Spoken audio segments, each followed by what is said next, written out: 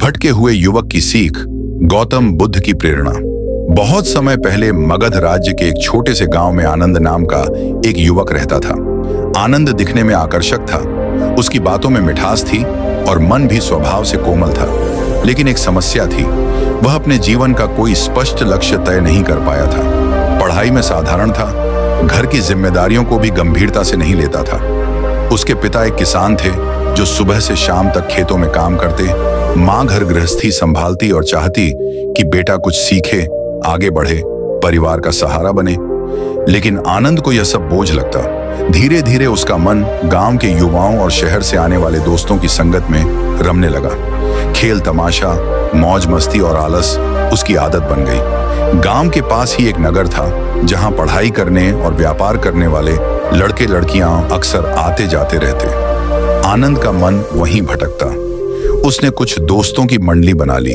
शुरू में ये दोस्त केवल खेल और घूमने फिरने में समय बिताते, लेकिन धीरे धीरे आदतें बिगड़ने लगीं।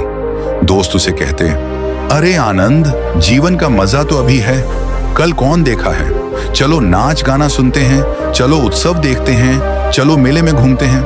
आनंद को यह सब अच्छा लगता। उसे लगता सचमुच जीवन का असली आनंद यही है। इसी दौरान उसकी मुलाकात एक युवती से हुई, सुप्रिया। वह नगर से पढ़ाई करने गांव आई थी। उसकी सुंदरता, हंसी और बात करने का ढंग आनंद के हृदय को छू गया। आनंद का मन पढ़ाई लिखाई या घर गृहस्थी की ओर न जाकर सिर्फ उसी के ख्यालों में उलझने लगा। वह सोचता, काश सुप्रिया हमेशा मेरी दोस्त बनी रहे, काश हम दोनों जीवन भर साथ रहें। धीरे धीरे आनंद ने अपने दोस्तों और उस युवती पर ही पूरा भरोसा कर लिया। वह हर दिन उनके साथ घंटों समय बिताता, घर देर से लौटता, माँ पिता की डांट सुनता लेकिन अनसुना कर देता। एक दिन उसके पिता ने समझाया, बेटा आनंद, समय बहुत मूल्यवान है, तुम इसे व्यर्थ मत गंवाओ। दोस्ती और आकर्षण हमेशा स्थायी नहीं रहते।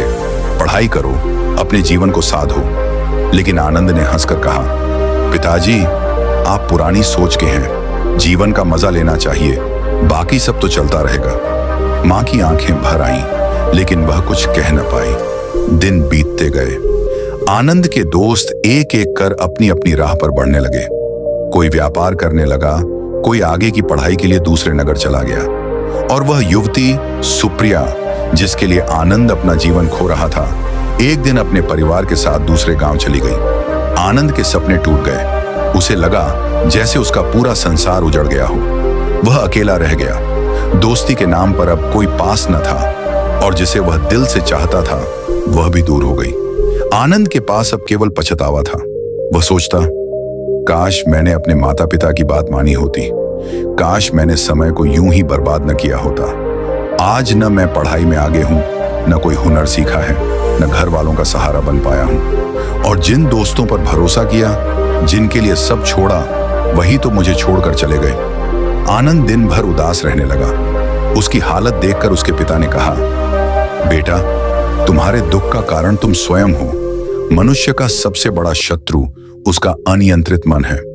अगर तुम इसे साध नहीं पाते तो यह तुम्हें अंधे कुएं में धकेल देता है। लेकिन आनंद को समझ नहीं आया कि इस दुख से बाहर कैसे निकले। उसी समय मगध में गौतम बुद्ध का उपदेश चल रहा था। लोग कहते थे कि बुद्ध का वचन सुनने से जीवन बदल जाता है, मन को शांति मिलती है। एक दिन आनंद ने निश्चय किया कि वह बुद्ध से मिलेगा। जब वह वहां पहुंचा तो उसने देखा कि हजारों लोग बुद्ध का प्रवचन सुन रहे हैं। वातावरण शांत था, हर किसी के चेहरे पर सुकून था। आनंद भी भीड़ में बैठ गया। बुद्ध ने कहा, मनुष्य जीवन बहुत मूल्यवान है, इसे व्यर्थ की दौड़ भाग और मोह माया में गंवाना सबसे बड़ी मूर्खता है। मित्र और संबंधी तभी तक साथ रहते हैं जब तक उनके स्वार्थ पूरे होते हैं। जब स्वार्थ समाप्त हो जाता है तो वे सब छूट जाते हैं। इसलिए अपने जीवन का आधार दूसरों पर मत रखो, अपने भीतर साधना करो। ये शब्द सीधे आनंद के हृदय में उतर गए। प्रवचन के बाद आनंद ने बुद्ध से मिलने की अनुमति मांगी। जब वह उनके चरणों में झुका तो उसकी आंखों से आंसू बहने लगे। उसने कहा, भगवान, मैंने अपना जीवन मित्रों और एक स्त्री के मोह में बर्बाद कर दिया। उन्होंने मुझे छोड़ दिया और मैं आज अकेला हूं। मैं इस दुख से कैसे निकलूं? बुद्ध ने करुणा से उसकी ओर देखा और बोले, आनंद, दुख इसलिए है क्योंकि तुमने सुख का आधार अस्थायी वस्तुओं पर रखा। जब मित्र थे तब तुमने सोचा ये हमेशा रहेंगे। जब युवती साथ थी तब तुमने सोचा ये जीवन भर मेरा साथ निभाएगी। लेकिन संसार की हर वस्तु अनित्य है, क्षणभंगुर है। जैसे फूल खिलते हैं और मुरझा जाते हैं, वैसे ही संबंध भी बदलते हैं। समझदारी यह है कि हम अपने भीतर ऐसा दीपक जलाएं जो कभी न बुझे। आनंद ने सिर झुकाकर कहा, भगवान मुझे मार्ग दिखाइए। बुद्ध ने कहा, पहले अपने मन को साधो, प्रज्ञा, शील और समाधि का अभ्यास करो। सुबह जल्दी उठो, ध्यान करो, करुणा और सत्य का पालन करो, और सबसे महत्वपूर्ण, अपने समय का सदुपयोग करो। समय ही जीवन है। आनंद ने उस क्षण निश्चय किया कि अब वह अपने जीवन को बदल देगा। बुद्ध के उपदेश के बाद आनंद के हृदय में एक नई ज्योति जली। वह समझ गया कि उसके दुख का कारण उसके भीतर है, बाहर नहीं। अब उसने निश्चय किया कि वह बुद्ध के मार्ग पर चलेगा और अपने जीवन को संवारेगा। अगली सुबह वह जल्दी उठा। सूर्य निकलने से पहले ही पास की झील किनारे बैठ गया। उसने ध्यान करने की कोशिश की, लेकिन मन तो जैसे पागल घोड़ा था। कभी मित्रों की याद, कभी सुप्रिया का चेहरा, कभी घर वालों की डांट, सब एक एक कर उसके सामने आने लगे। वह बेचैन होकर उठ खड़ा हुआ और बोला, ध्यान करना इतना कठिन है, क्या मैं कभी बदल पाऊंगा? उसी समय उसे बुद्ध के शब्द याद आए, मनुष्य को धैर्य और अभ्यास से ही विजय मिलती है। जो मन को बार बार साधने की कोशिश करता है वही सफल होता है। आनंद ने हार नहीं मानी। पहला परिवर्तन धीरे धीरे उसने अपने दिन को अनुशासित करना शुरू किया। सुबह जल्दी उठता, शुद्ध हवा में गहरी सांसें लेता, थोड़ी देर मौन बैठकर अपने मन को शांत करने का अभ्यास करता, दिन में माता पिता की सेवा करता। शुरुआत में यह सब कठिन था।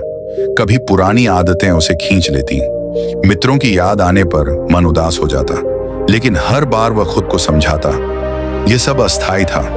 अब मेरा जीवन मेरे हाथ में है, मुझे ही इसे बदलना है। धीरे धीरे गांव के लोग भी उसमें बदलाव देखने लगे। पहले जो आनंद, आलसी, आवारा और मौज मस्ती करने वाला युवक था, वही अब शांत, गंभीर और संयमी दिखने लगा।